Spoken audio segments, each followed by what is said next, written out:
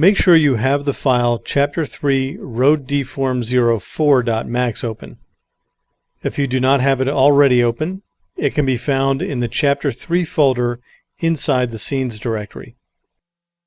Click off in space somewhere so you deselect everything in the scene. We don't need to have anything selected right now. What we need to do is some editable poly editing on some buildings. Now we haven't created any buildings and we don't have any in our scene. If you think back to the original storyboard, we had a hilly landscape with a roadway and some buildings. Well, we've developed a landscape in the roadway and a second team has been working on the buildings. We're going to use the File Merge option to merge in these buildings. Click on the Application button. In the drop-down menu, click Import, then click on the Merge option.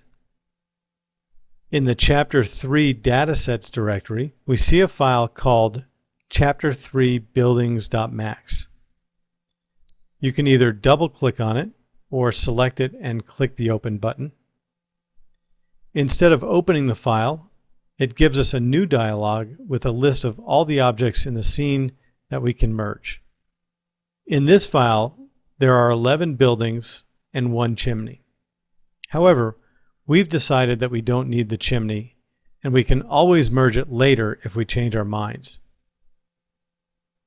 In the dialog, only select the objects we want to merge, in this case Building 1 through Building 11. To highlight these, click Building 1 and drag your mouse down to Building 11. Then click the OK button. This brings the buildings into our scene.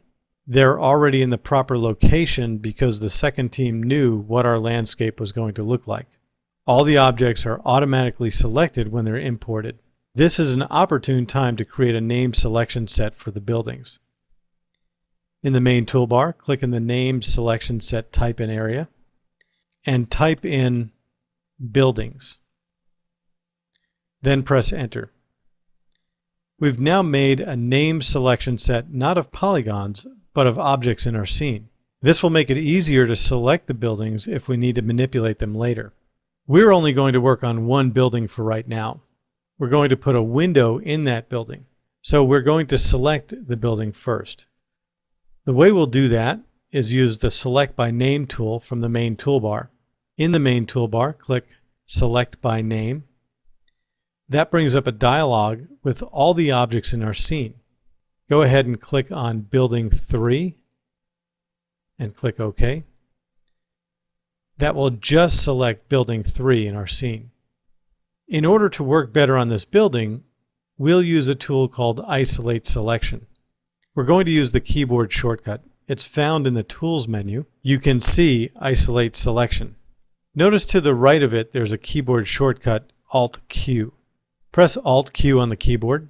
That hides everything but the selected object or selected objects if you have more than one selected. There's also now a warning box that has an option to exit isolation mode.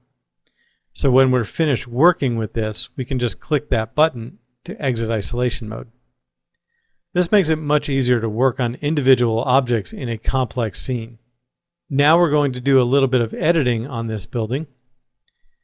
The building should be selected. Go to the Modify panel. We're going to change the material ID numbers for all the polygons in the building. In this case, click on the Element subobject level. An element contains all the polygons associated with a single contiguous set of polygons.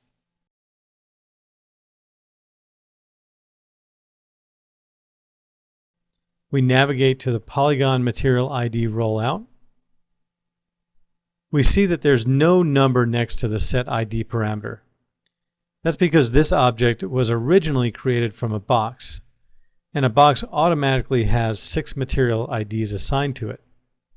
And the set ID doesn't know which number to show us, so it just shows us a blank window.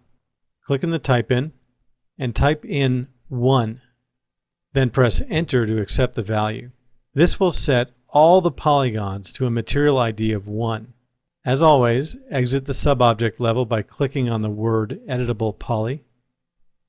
Click on the Exit Isolation mode to return to the complete model display, and press Ctrl+S to save the file.